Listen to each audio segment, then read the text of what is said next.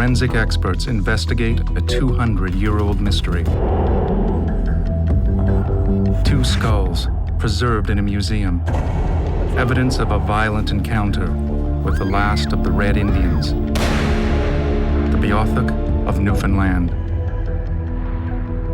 Legends say they were a race of giants, warriors who painted themselves red. Who were they? And why did they vanish? Can modern science help solve a 200-year-old mystery and explain the last days of a lost tribe?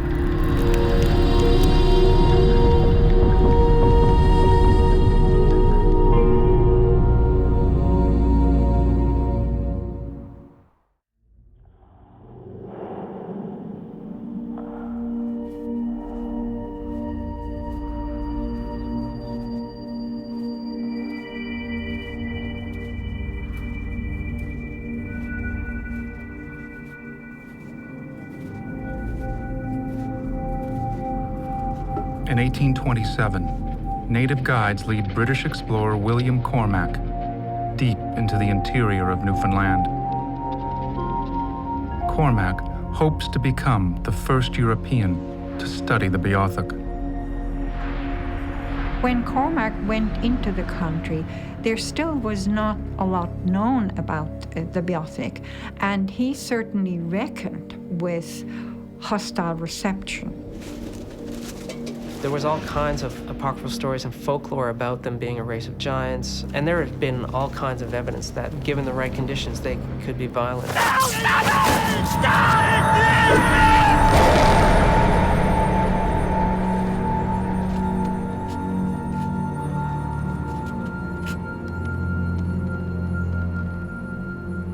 Sonona!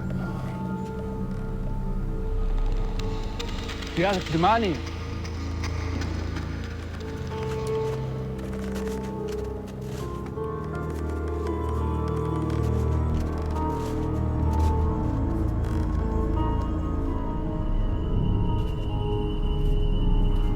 Cormac had expected to run into Beothuk in the interior, and he was very disappointed that he did not do that. He was very surprised that there was a huge camp that was obviously very deserted and had not been recently used.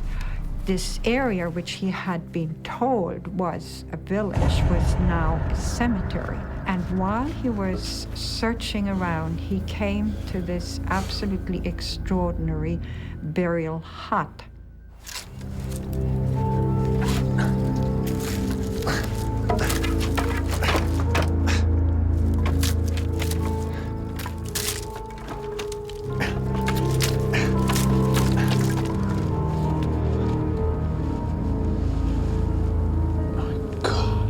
He was totally astonished to see that there was a pine coffin.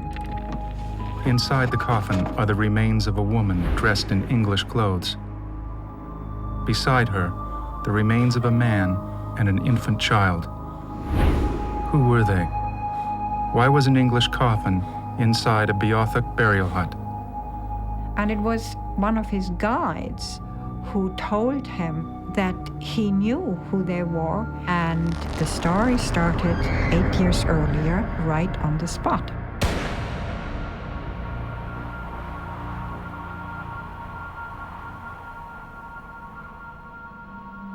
It began as a peace mission. 10 men head into the interior of Newfoundland.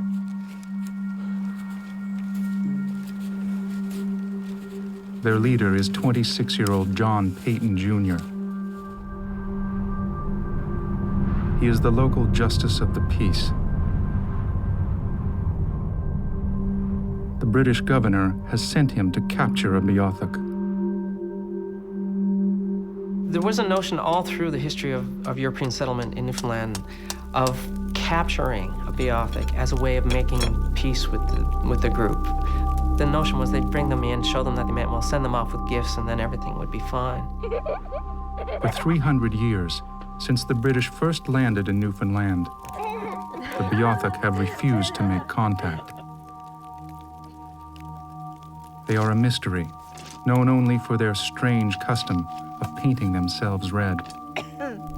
And the name Redskin that's been used in movies down through the years originated with the Beothuks of Newfoundland because they were the first natives that white men encountered, and they had red skin, so the white men thought. And at some point they decided they wanted nothing to do with the Europeans. And their way of dealing with their arrival was to leave the areas where the Europeans were setting up. The Beothuk once used almost the entire coastline of Newfoundland, and they just started disappearing from areas where the Europeans were coming in. After 3 centuries of European settlement, the Beothuk are on the verge of extinction. Only one band remains, their village hidden deep in the island's interior, a place called Red Indian Lake. For 5 days, Peyton and his men journey into Beothuk territory. Joining them is Peyton's 70-year-old father, John Peyton Sr.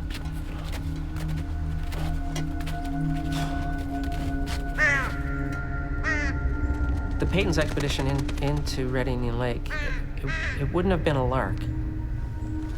They were going into what would have been thought of as Indian country. To the white men heading down the lake, I think they would have been terrified. Things went to hell once they got on the lake. Peyton would later explain in court what happened next. Mr. John Peyton, please proceed with your testimony. I ordered the men to keep close together and keep a good lookout towards the woods.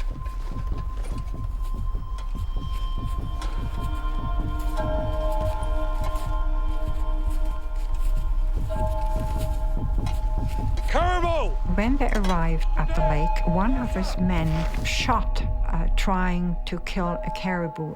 And when the Beothuk heard that, they realized, of course, that enemies were nearby, and they all started to run away.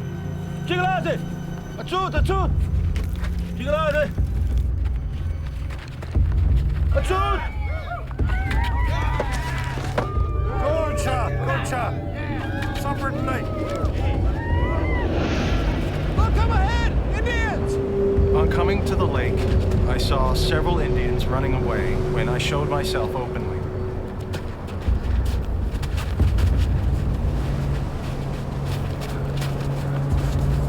Hurry up, boys, hurry up! Hurry up! In the woods, look in the woods! Divesting myself of my rackets and my pack, I caught up with the woman and endeavored to convince her I would not hurt her. I then advanced and gave her my hand. You alone held her? Yes. 7 or 8 Indians were in sight, and 3 advanced toward my party after the woman called out to them. One had a hatchet. A hatchet, you say? Hidden under his cassock, but my men disarmed him. This Indian took a hold of me, but I shook him off. He then attacked several of my men, including my father, who he grasped by the throat. The throat? Yes. He still held on to my father until he was struck on the head. I ordered one of the men to defend my father when 2 guns were fired.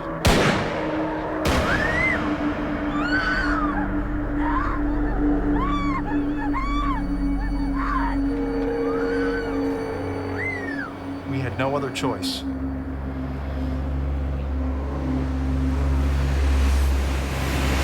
The other Indian then fled. The Beothuk woman is captured.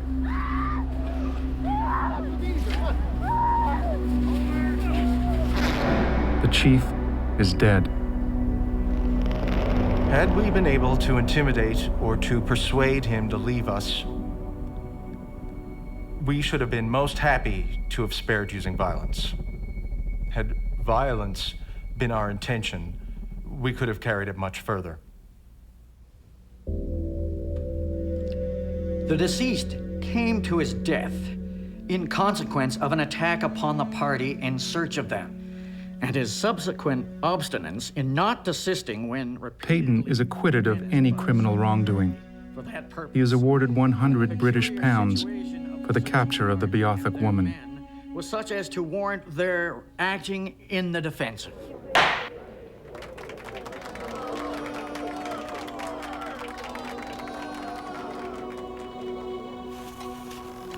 I've never heard of the story as being a peace mission. I've heard of the story as being nothing more than to go out and kill more the other people. Keep an eye out for those redskins, boys. I expect they'll be coming for us. As a so-called peace mission, you're going into another free people's territory, under the auspices of peace. The first thing you do, of course, is you shoot someone and you bring someone back to show them how to be civilized. So the two don't go quite together for me.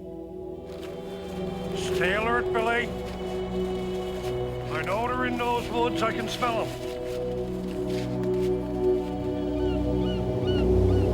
The Beothuk woman is delivered to a local reverend. Peyton and his men have named their captive Mary March, after the month she was captured. Oh, hello, John, Reverend. This the savage, John? This is the Indian. Come in, my child, come in. Her real name is Damasduit. The Beothuk covered themselves and all their possessions with red ochre. This was apparently a sign of identity. In fact, when somebody was asked to wash off the ochre, this was a punishment. But she hasn't obeyed, has she? Well, she wouldn't let us. Damasduit was brought to the Reverend Lee. We are told that he had some women looking after Damasduit, and the first thing they did was to scrub off the red ochre.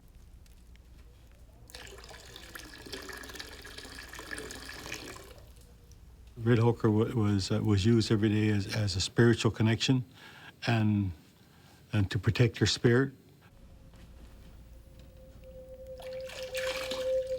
Devastating part of that was that when this young lady was brought to a so-called civilized city that was washed from her, taken from her, it's like, in a sense to me, if I walked into your house and took away your Bible, you have no right to it, and I'll take that because in many senses, the Bible to a lot of people is their spiritual connection. And in this sense, the red ochre is my Bible and my spiritual connection. If you take that away from me, you leave me exposed to the evil spirits and the evilness that's out there in the world, then I'll become very vulnerable. And that's what happened.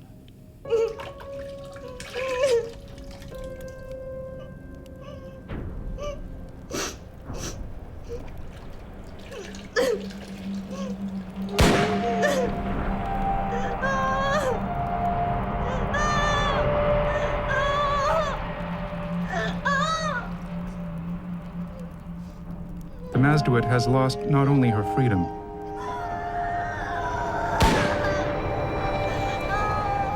she has also lost her husband. His name was Chief Nona Sabasut.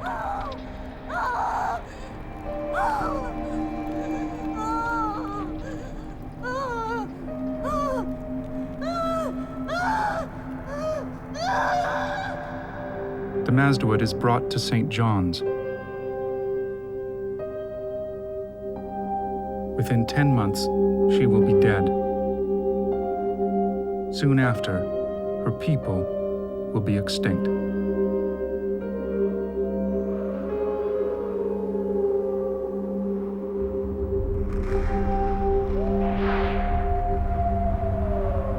Eight years later, Cormac has discovered the remains of Damasduit and her husband, Chief Nona Sabasut.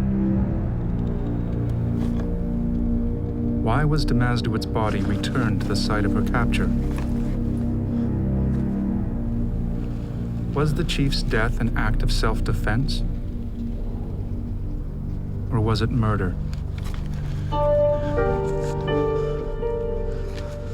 Cormac, was determined to find the answers.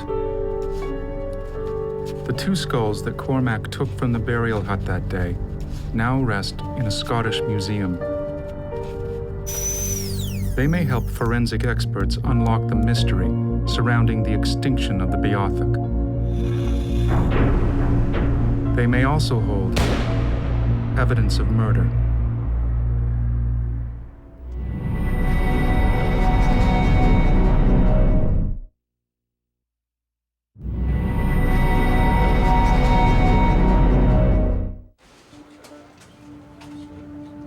A team of forensic experts begin a unique investigation.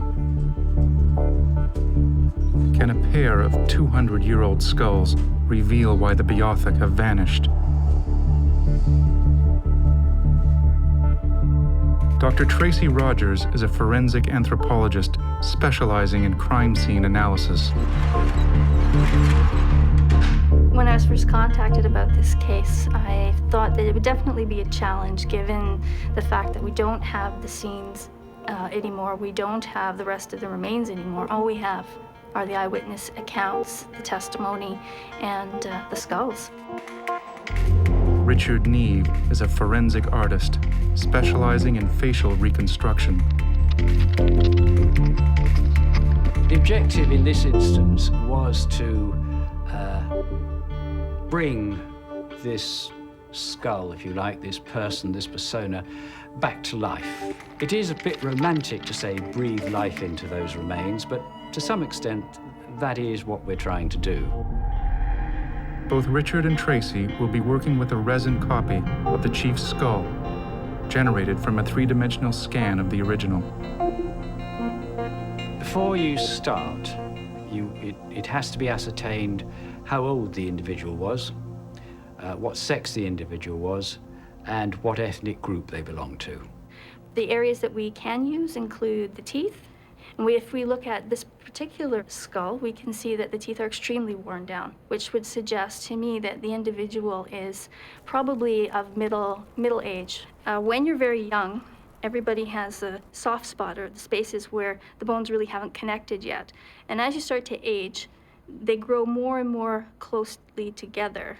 Again, it's a general pattern, but in this individual, most of those openings are closed. They're in fact grown together, which again suggests that this is an older or middle-aged individual. The base of the skull had enormous markings on it for the insertion of muscles at the back of the neck. These are the sort of markings that you get on people who are very big, very powerful, the sort of person one would associate with being a very, very heavily built, powerful built athlete. I was able to take an entire suite of measurements, which I then compared to the existing data for various people around the world, and the individual came out very strongly associated with the First Nations or Aboriginal groups.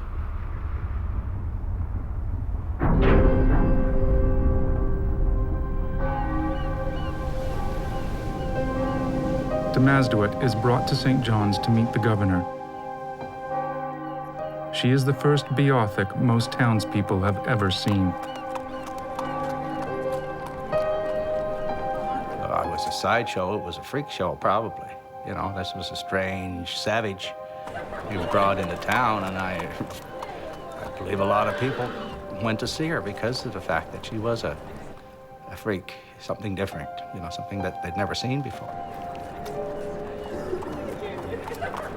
Could you imagine what it would have been like back in St. John's in the early 1800s? And to have a young woman that was so free end up in a place like that. It was during years when tuberculosis and other diseases was rampant throughout Newfoundland. And to bring a woman or any person into a situation like that was nothing short of murder. TB was a big killer back then. It was called consumptions at the time. It was a big killer, and of course, it's a bigger killer for the Beothuks because white people had come into contact with this and built up antibodies, whereas the natives had no antibodies against it. Also, if they came in contact with it, they were very likely to get it, and they were very likely to die if they did get it.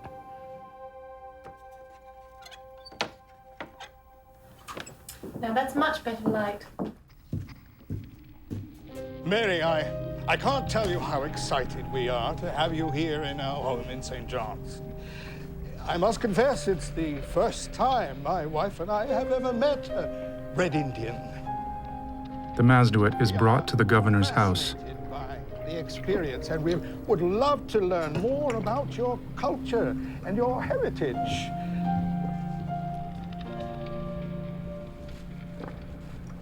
The governor's plan is to turn the Mazduit into an ambassador of peace. The amazing thing was that the governor had believed that if she or any native person comes to St. John's and can see the grand lifestyle, that native people would be only too willing to make peace. And you can explain your way of life to us. That's excellent, my dear. Excellent. You have caught her beautifully. The governor's wife paints the Mazduit's portrait. This painting is the only known likeness of a Beothuk.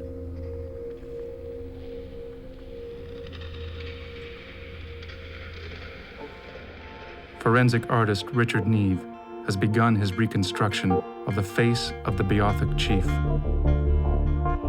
We drill small holes at 36 specific anatomical points on the surface of the skull. And these are the points which mark the average thickness of soft tissue at that point.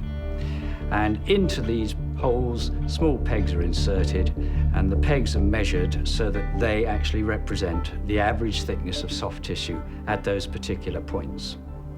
And they are a guideline. They're not set in stone, but they provide a good guideline.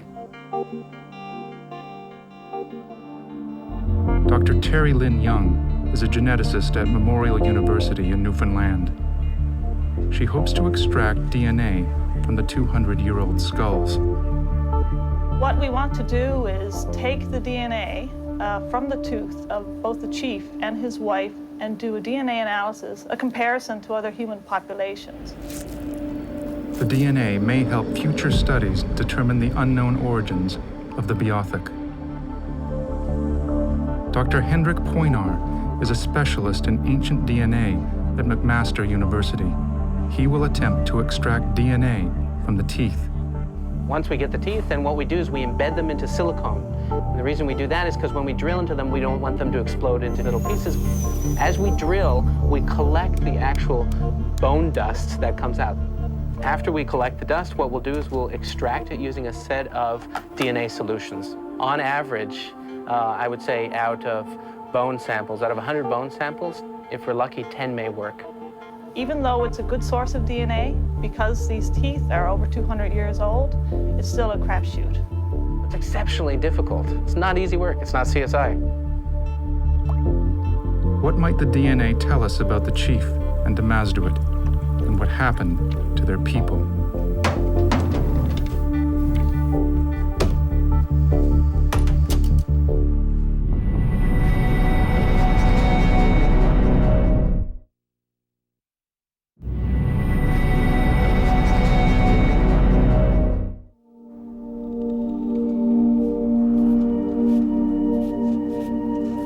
Years after the incident at Red Indian Lake, British explorer William Cormac returns to St. John's.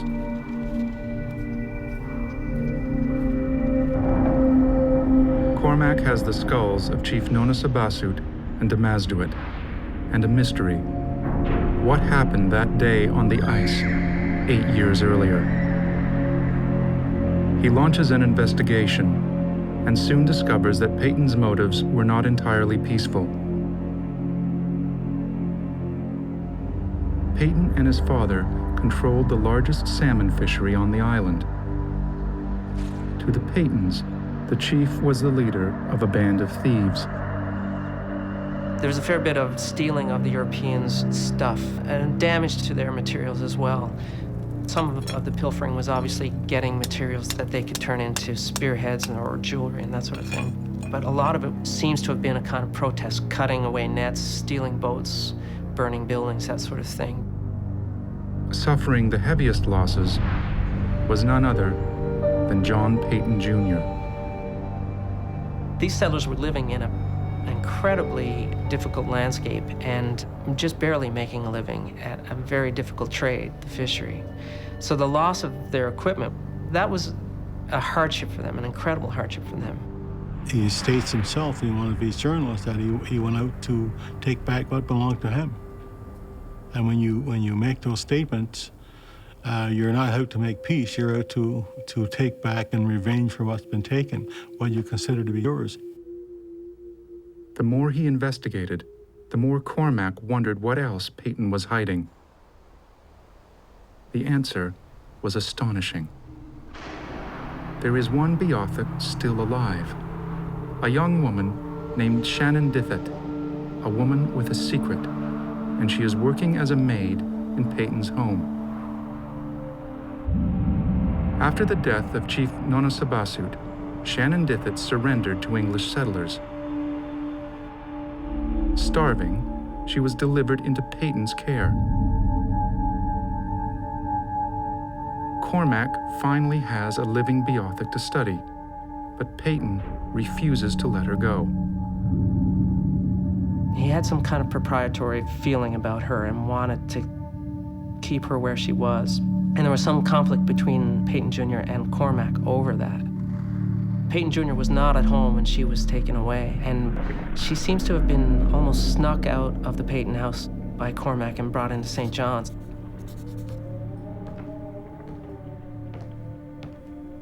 Shannon Dithet, come in, girl.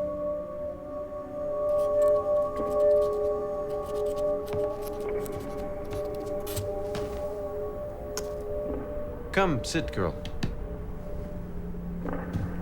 Shannon Dithet's English was not very good. She had apparently not learned the language too well while she was with the Peytons. So Cormac had this great idea of giving her paper and pencils.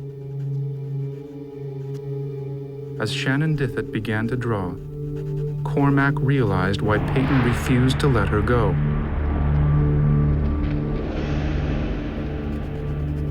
You were there?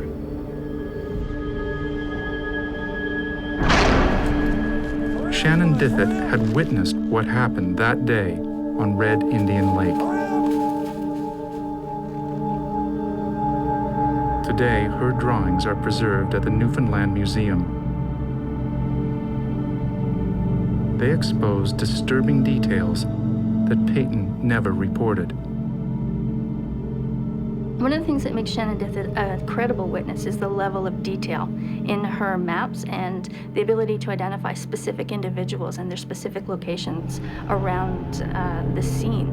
Shannon Dithet left a number of sketches, and in one of them, she clearly describes the attack on the Beothuks on Red Indian Lake. And she does this by drawing figures in black representing Peyton's party and figures in red representing Beothuks. And in his drawing, you can clearly see that one red person is being held by a bunch of people in black.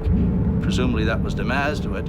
And in front, lying on the ice with his arms outstretched, is another red figure, presumably her husband, Nanosabasut. Shannon Dithet's version of events will challenge the testimony of John Peyton. I caught up with the woman and endeavored to convince her I would not hurt her. Shannon Dithet explained why Peyton caught the Mazduit so easily. He was chasing a woman who had given birth only days earlier. Not only would there have been the physical demands on her body of giving birth and some of the potential pain and problems that follow up from that process, but also she would have been breastfeeding and her energy reserves might have been down, so she was not really in a position to run away quite as fast. The chief ran ahead to save their child. Then he returned for his wife.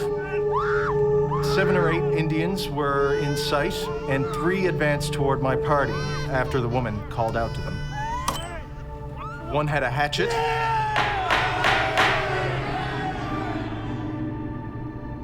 According to Shannon Dithet, Peyton was lying. Mr. Slade, get around there!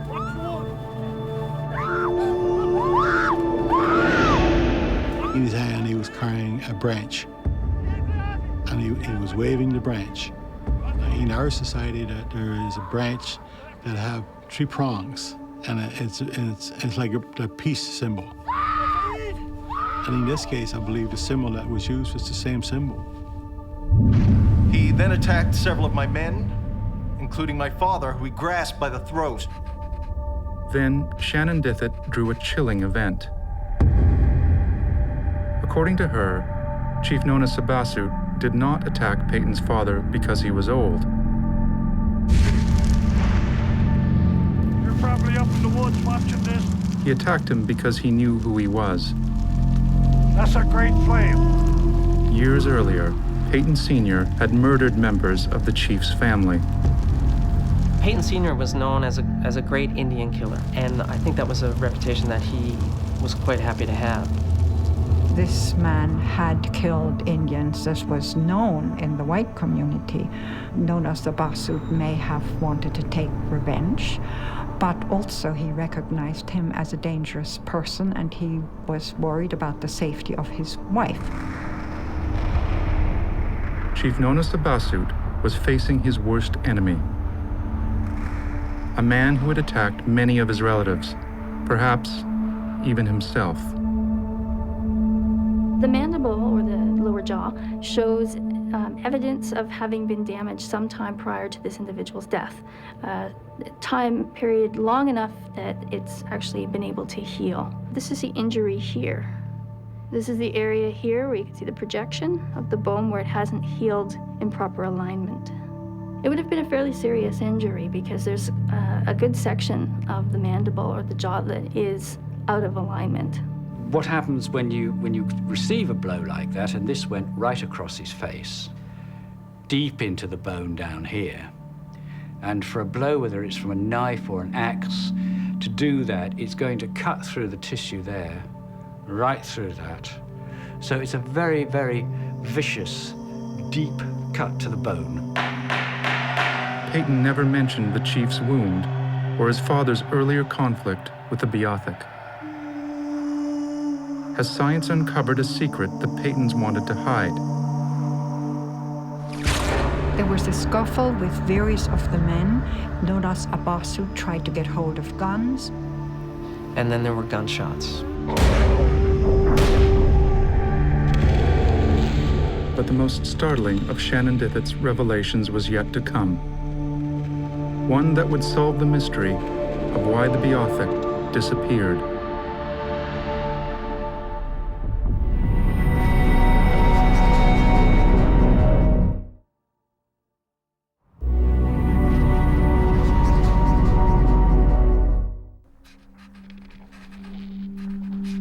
Eight years after the tragic events at Red Indian Lake, a cover-up is about to be exposed. The other Indian then fled.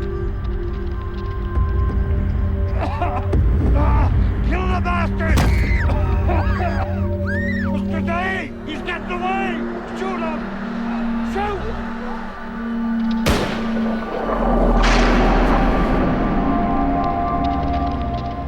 Peyton was hiding an act of cold-blooded murder.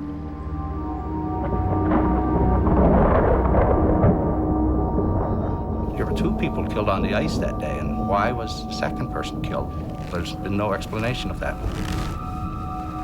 The reason why the Beothuk have disappeared now became clear to Cormac.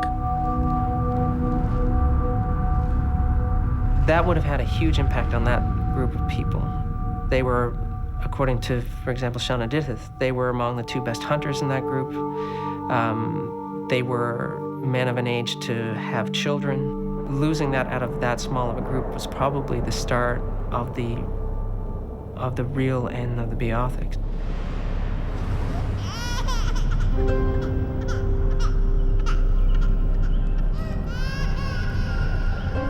Three months after her capture, Damasduit's health has deteriorated.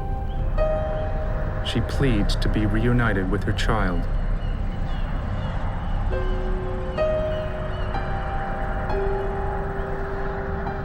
John Peyton asks the governor if he can return Damasduit to her family.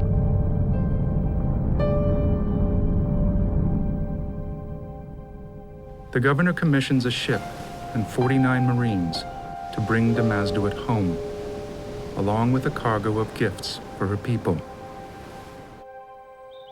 For 6 months, Peyton and the company of Marines search, but find no one. As winter closes in, the ship becomes trapped in ice, and the search for the Beothuk must continue on foot.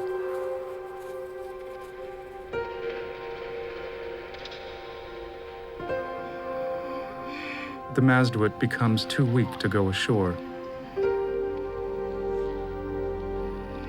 She was deathly ill with tuberculosis, and just before they started back down the river, she died.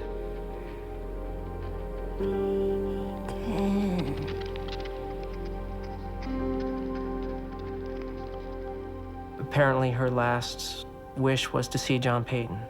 She was calling for him as she was on her deathbed.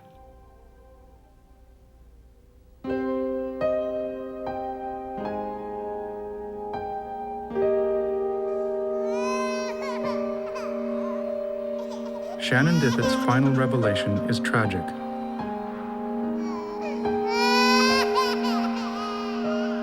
In one of her drawings, she marks the spot where 2 days after Demasduit's capture, her newborn baby died. I think that Peyton was remorseful and that he had a very guilty conscience. While he offered to guide the party and helped searching, that didn't change the outcome anymore. And I would say, or I would hope, that he would have felt guilty for the rest of his life.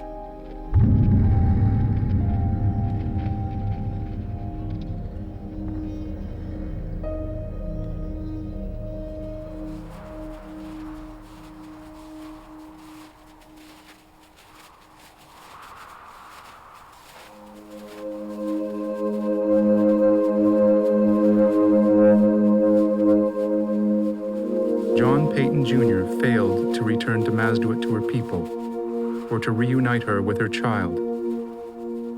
Now the most he can do is to bring her coffin back to Red Indian Lake.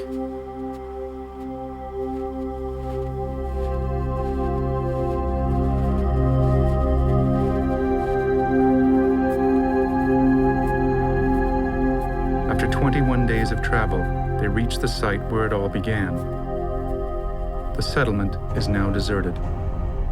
When they arrived there, they noticed that one of the 3 mammotics had actually been turned into a burial hut. Come on, Jones, bring it in.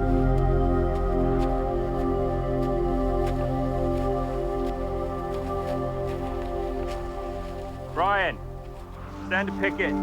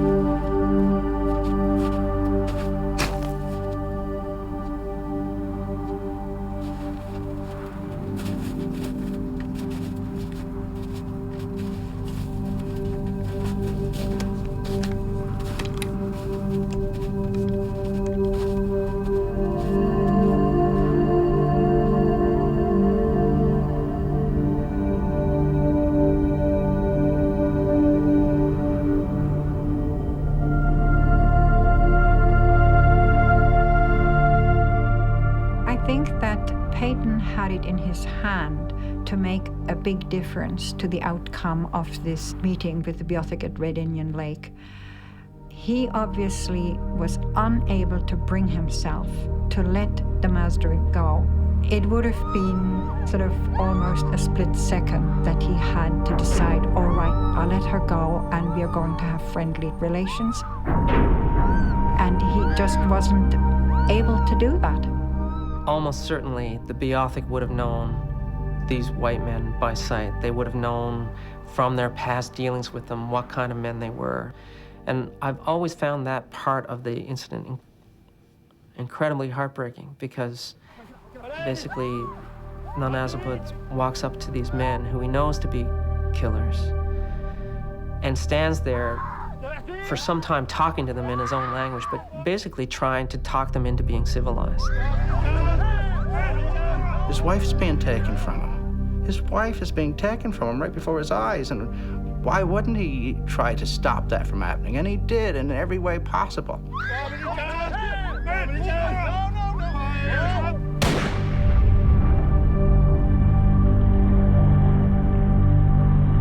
That was a very sad day. Very sad day in the history of Newfoundland, actually.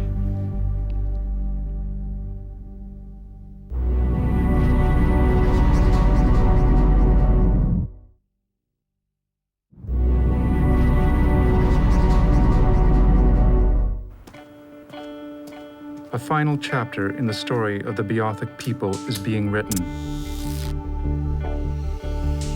Against the odds, the Canadian team of geneticists has succeeded. For the first time, they have identified Beothuk DNA, taken from the teeth of Damasduit and Chief Nona Sabasu. It may shed light on their mysterious origins.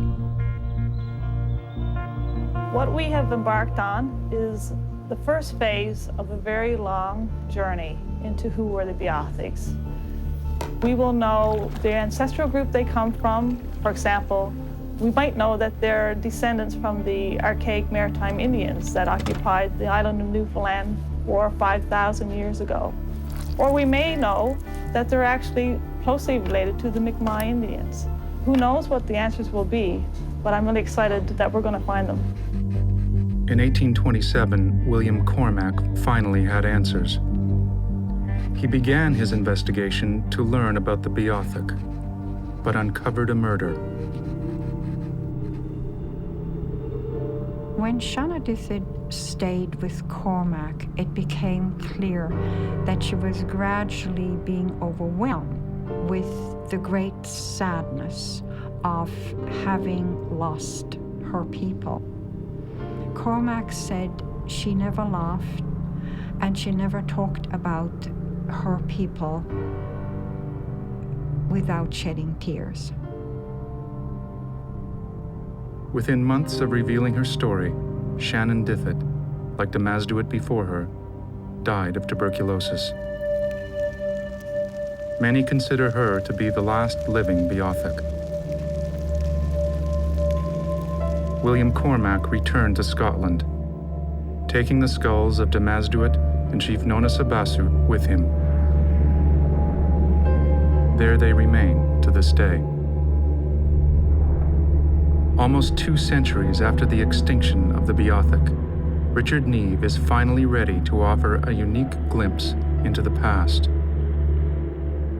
I don't know, just for a moment I thought, yeah, well, yes, you could almost speak to me. You could almost speak to me. I feel confident that if that reconstructed head was transported back in time to the Beothuk in that village, they would say that that looks very like their chief looked. The work of forensic scientists like Richard Neve reminds us that science can illuminate the past, but cannot change it. On a personal level, in the case of the chief, I feel very ashamed, I think, of what people from Europe did. I know it was a very wild time, but looking back on it, I feel very ashamed. What the chief did to his credit was to defend his wife and his family to the best of his ability. And so there's a sense of a feeling of honoring him a little bit and trying in some very small way to redress the balance. I'm a geneticist, but I'm also a Newfoundlander. So the story of the Beothuks is quite close to my heart. basically, my ancestors were part of the problem. They were played a part in the demise of the Beothuk. On a personal level, it does give me some satisfaction to know that I may be part of telling the story of the Beothuk, since they're no longer here to tell it. The Beothuks are still with us in many ways, shapes, and forms. The Beothuks are still here with us in spirit. The Beothuk people will never die.